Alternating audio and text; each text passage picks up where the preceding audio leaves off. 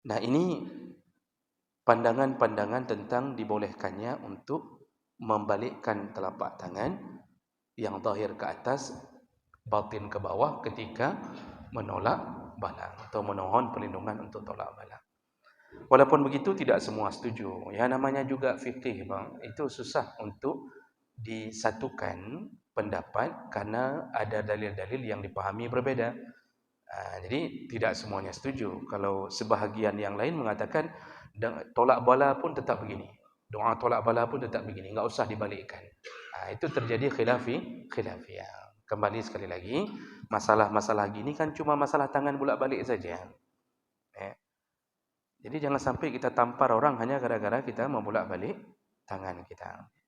Menampar orang itu dosa besar, bukan dosa kecil, Pak. Tapi membolak-balik tangan, dosa atau tidak? Tidak ada dosanya. Bolehkah mengatakan bid'ah? Bukan bid'ah, itu khilafiyah.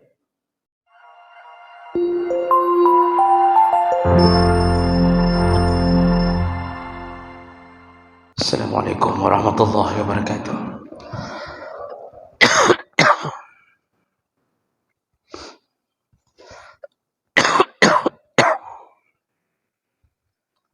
Alhamdulillahirabbil alamin.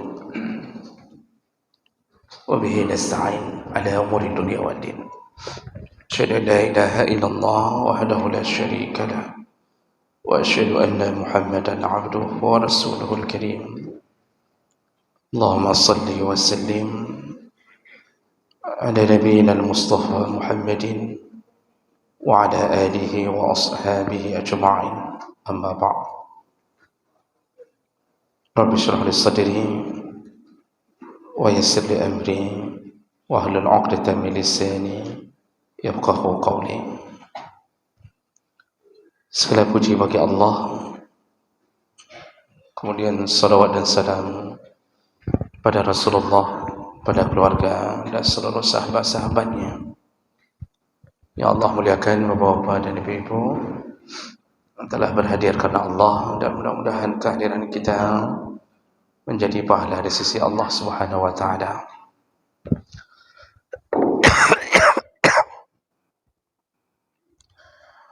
Kita akan sambung pelajaran kita,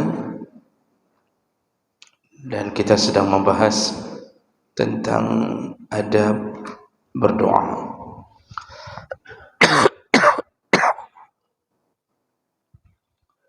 Kita sudah bahas beberapa adab sebelum berdoa, sekedar mengingatkan ulang karena sudah lama tidak bertemu. Jadi sebelum berdoa itu disunnahkan melepaskan diri, dianjurkan atau diwajibkan bahkan melepaskan diri dari harta yang haram, karena harta haram bisa menyebabkan tertolaknya doa.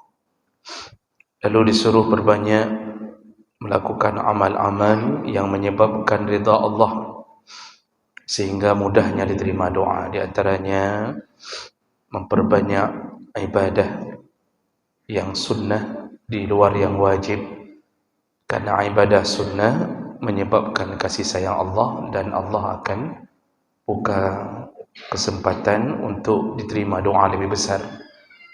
Lalu disuruh melakukan birrul walidain, yaitu berbaktilah kepada kedua orang tua. Kemudian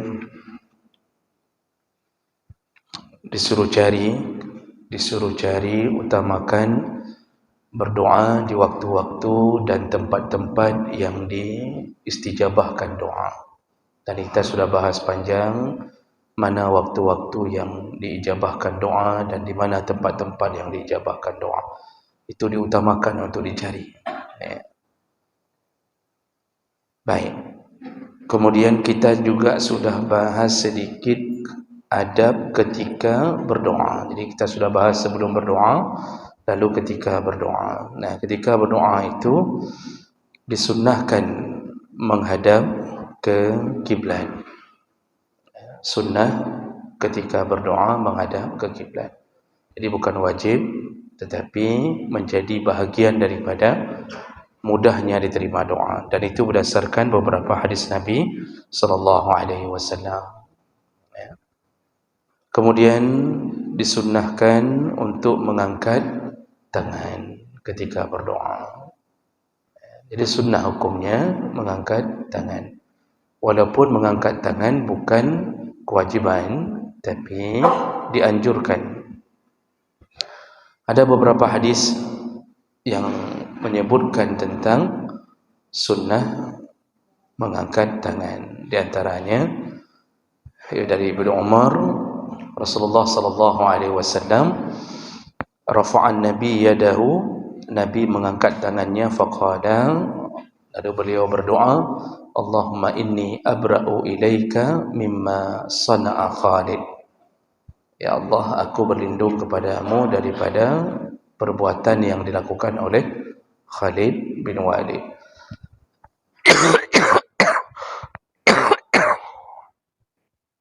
Kita sudah jelaskan bahwa Khalid bin Walid pernah membunuh musuh yang telah bersyahadat. Jadi Khalid bin Walid beranggapan ni syahadatnya dia hanya untuk menyelamatkan nyawanya, bukan benar-benar ingin masuk Islam. Jadi Khalid bin Walid tidak peduli dengan syahadatnya dia, langsung dibunuh. Dan ternyata di situ Nabi marah. Lalu Nabi berdoa, ya Allah, aku tidak tanggung jawab terhadap apa yang dilakukan oleh Khalid bin Walid. Dan beliau ketika berdoa itu mengangkat tangannya.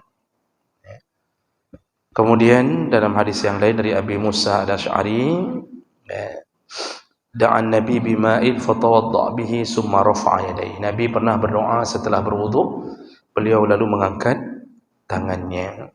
Lalu berdoa, Allahumma ighfir li Ubaid Abi Amir wa ra'aitu bayadha ibtai. Jadi beliau mendoakan keampunan bagi Ubaid Abi Amir, dan kami melihat putihnya ketiak Nabi sallallahu alaihi wasallam. Ini maksudnya tingginya tangan Nabi ketika diangkat.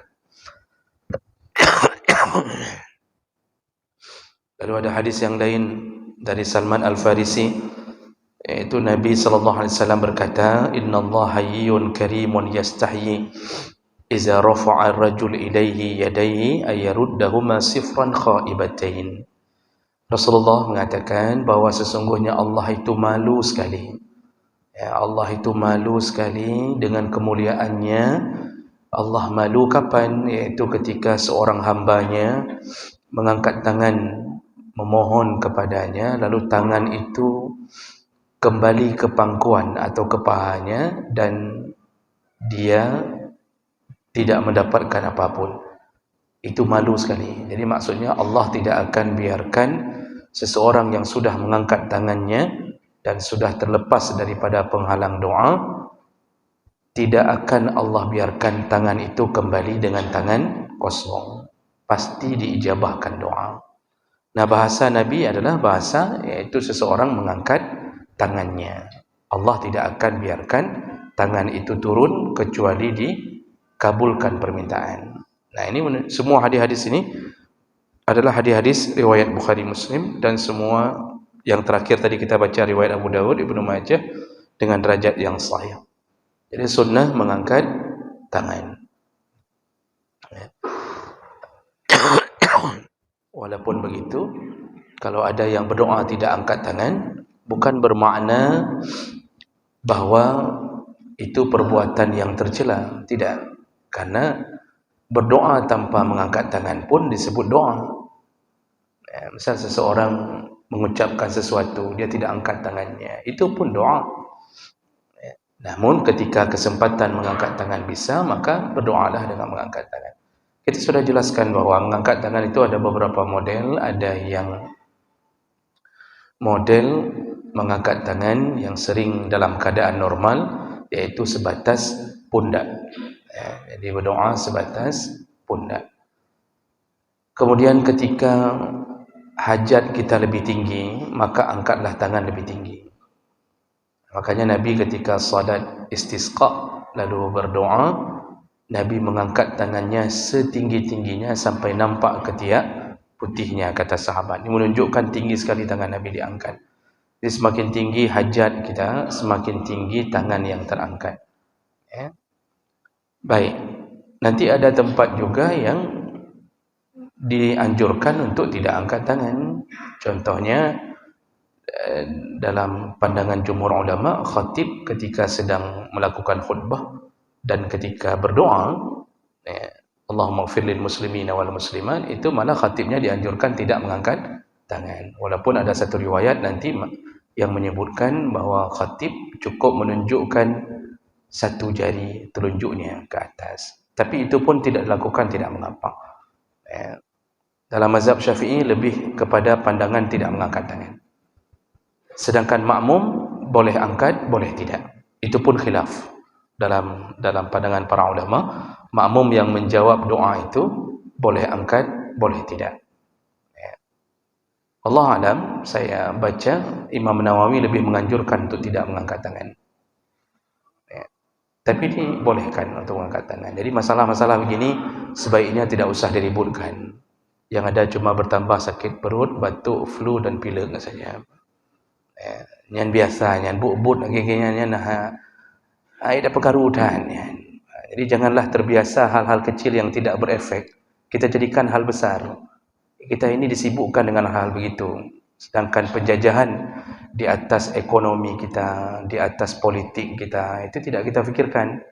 Bagaimana hancurnya anak kita hari ini dengan HP, gambar porno, video porno. Itu tidak jadi bahan pikiran. Sibuk dengan kunut kamu peluh-peluh tun kan.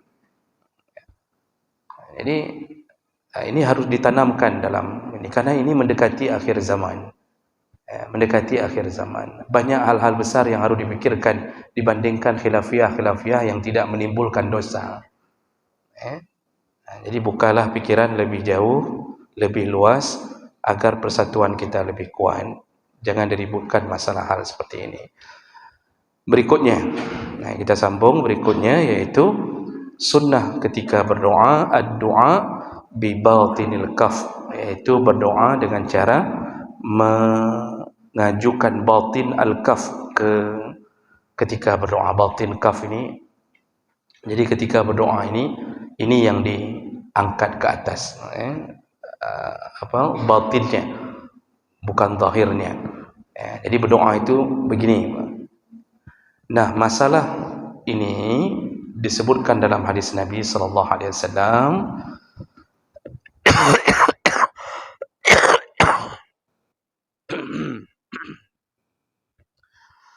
Hadis dari Malik bin Yasar radhiyallahu anhu, hadis riwayat Abu Dawud, disahihkan oleh banyak ulama. Anna Rasulullah sallallahu alaihi wasallam qala: "Idza sa'altumullah fas'aluhu bi butuni akuffikum wa la tas'aluhu bi dhuhuriha."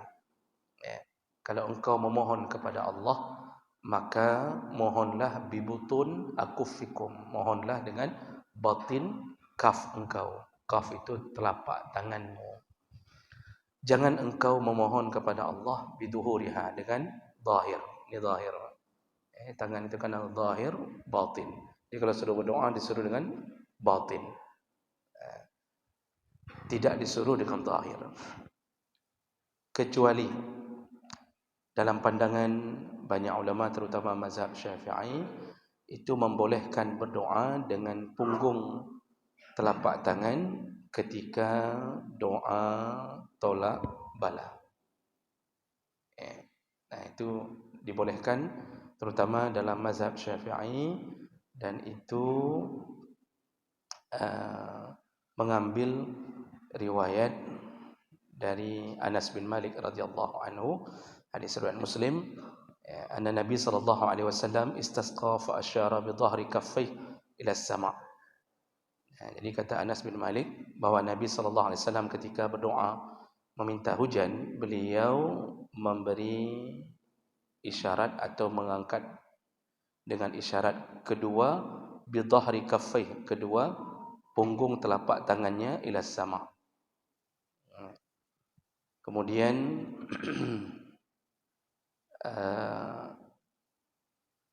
dalam hadis yang lain juga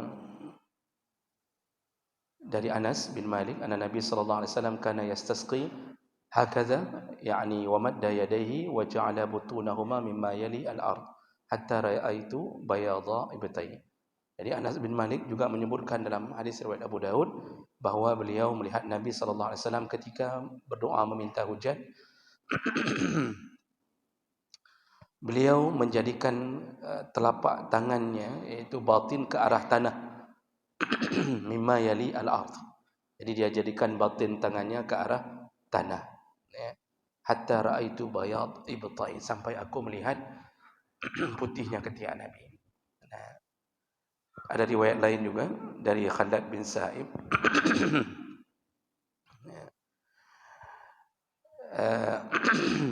Anna Nabi sallallahu alaihi wasallam kana iza sa'ala ja'ala batina kaffai ilai. Nabi itu kalau berdoa melakukan menjadikan batin tangannya ke atas. Wa iza ista'aza ja'ala zahirihima ilai. Tapi ketika beliau memohon perlindungan dari bala, beliau menjadikan punggung telapak tangannya ke bawah, zahirnya ke atas. Hadis ini riwayat Ahmad bin Hanbal dalam Al-Musnad. Walaupun ada yang menghukuminya dhaif.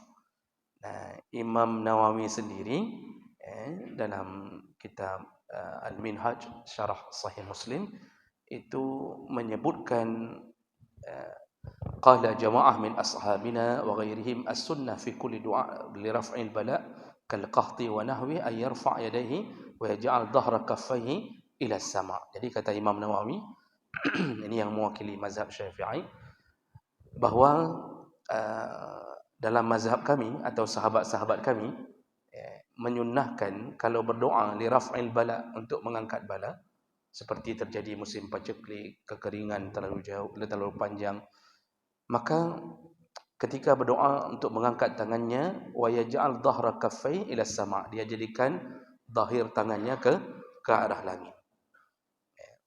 Nah, ini pandangan-pandangan tentang dibolehkannya untuk membalikkan telapak tangan yang zahir ke atas, batin ke bawah ketika menolak bala atau memohon perlindungan untuk tolak bala. Walaupun begitu tidak semua setuju. Ya, namanya juga fikih, bang. Itu susah untuk disatukan pendapat karena ada dalil-dalil yang dipahami berbeda. Jadi tidak semuanya setuju. Kalau sebahagian yang lain mengatakan tolak bala pun tetap begini, doa tolak bala pun tetap begini, enggak usah dibalikkan. Itu terjadi khilafiyah. Kembali sekali lagi, masalah-masalah gini kan cuma masalah tangan bolak-balik saja.